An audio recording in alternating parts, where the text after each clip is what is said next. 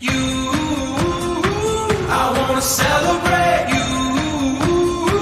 I wanna celebrate. I got joy singing in my soul. Turn me up like a radio. I can't keep it to myself, and I don't even want to.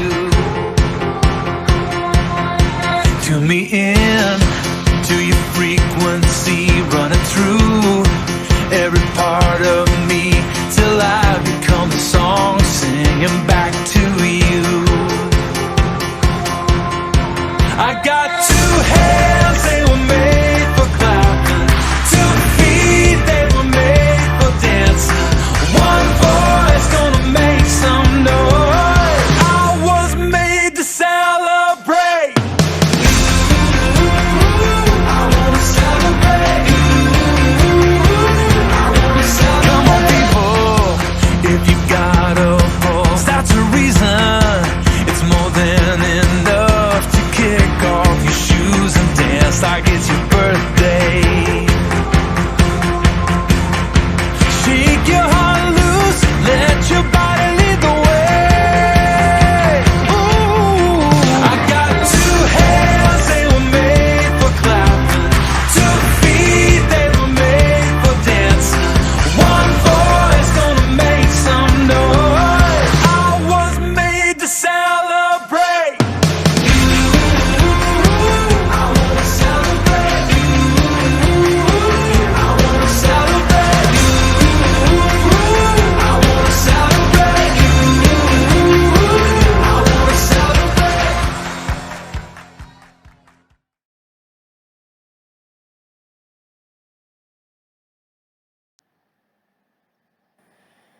Good morning to all and welcome to our online UST show.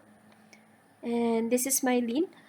And last week, we were invited in the gospel to recognize how God takes good care of our life, how God has been taking care of you with all the providence that He gives in this time, the gift of family, the gift of studies, work, food, shelter, the necessary things that we have in this moment, that even if we struggle at times, that probably we are carrying some family problems, some health problems, with the people that we love, but we still have these gifts. Sometimes I don't appreciate these gifts which many people are needing in this moment. So I invite you in this time, no, to think of one blessing thought to start the day, to start each day, and to start every moment of prayer, to believe that this blessing opens us to receive the word that God is eagerly preparing for each one of us today. And we are going to learn more what the attitude of accommodation is. Accommodating and preparing to receive the word in my heart and in my life.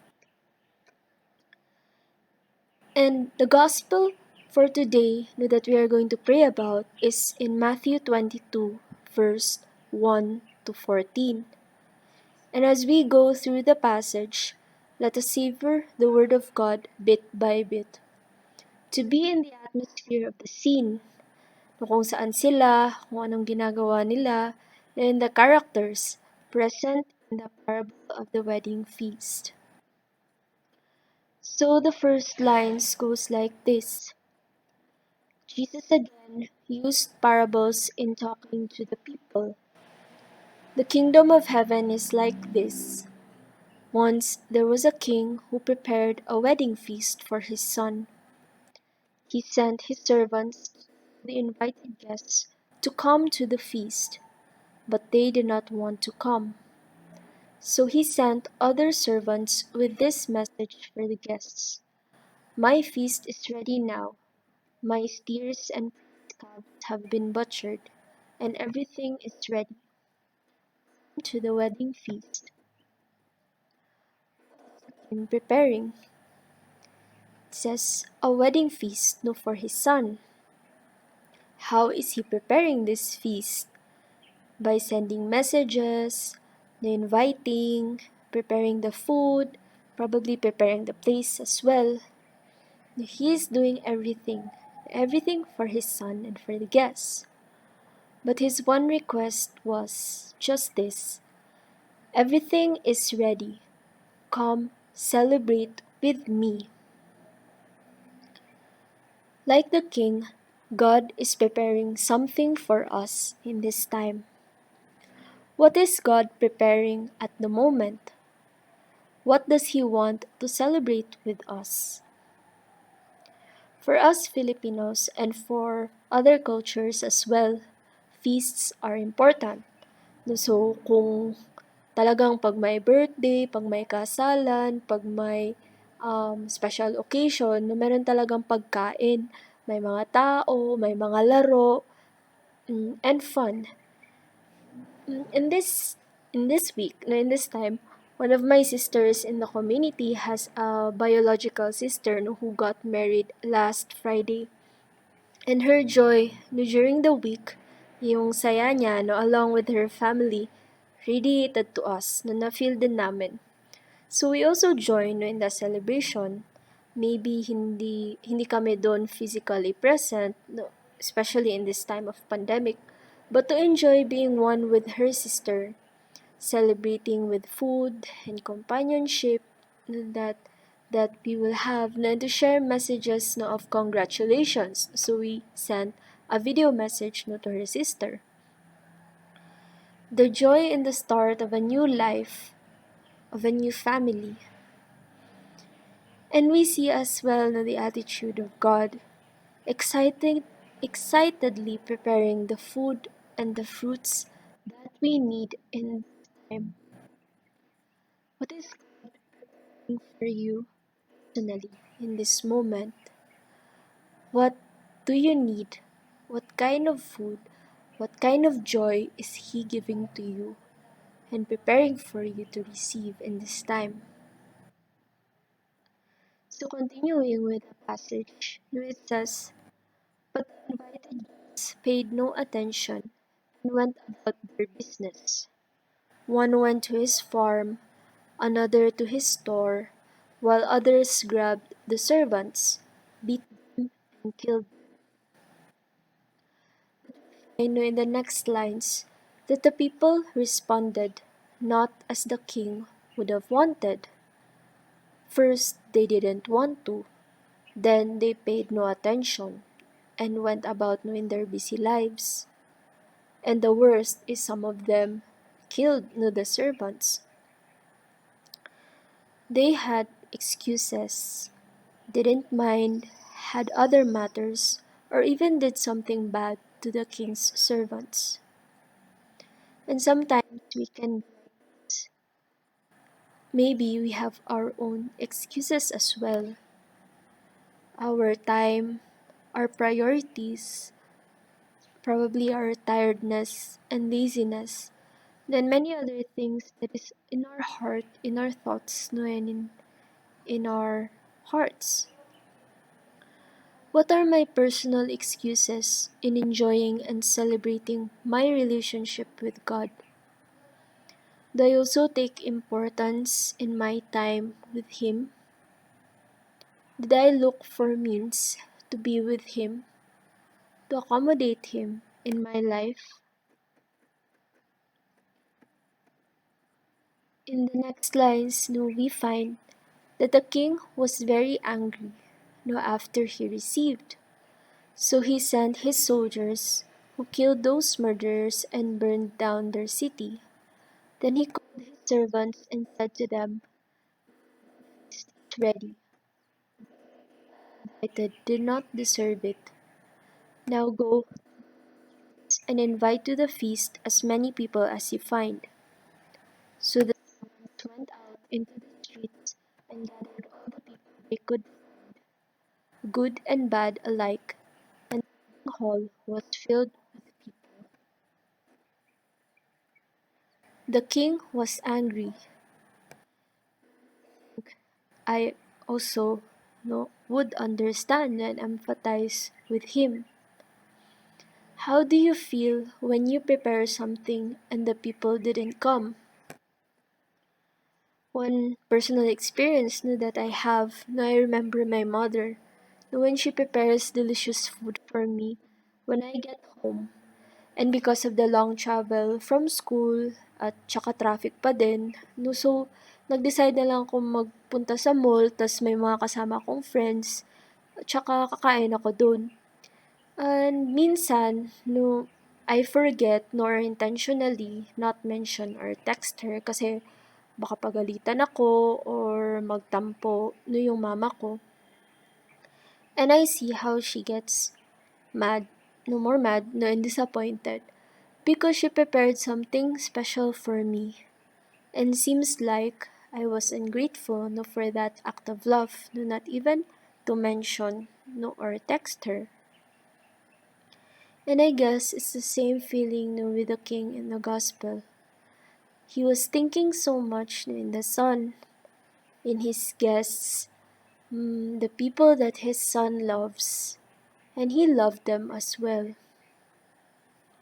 And it is the same as well with God, how he loves us so much, good and bad alike, the good and the bad in us, the good people and the bad people. How does God respond still, in spite of everything that the people that we have done? We find that God is waiting, sending his servants to go out once again and inviting us to celebrate with him, with his son, until we can enter and enjoy with him. Went in to look at the guests and saw a man who was not wearing wedding clothes. Friend, how did you get in here without wedding clothes? The king asked him. But the man said nothing. Then the king told the servants, tie him up hand and foot and throw him outside in the dark. There he will cry and gnash his teeth. And Jesus concluded, many are invited, but few are chosen. What do I need to enter in the joy and presence of God? First, it entails preparation from us. First, in finding really meaning of why to pray and why to share my prayer, or what do I believe in, what kind of prayer helps me, what kind gives me the fruits that I need every day.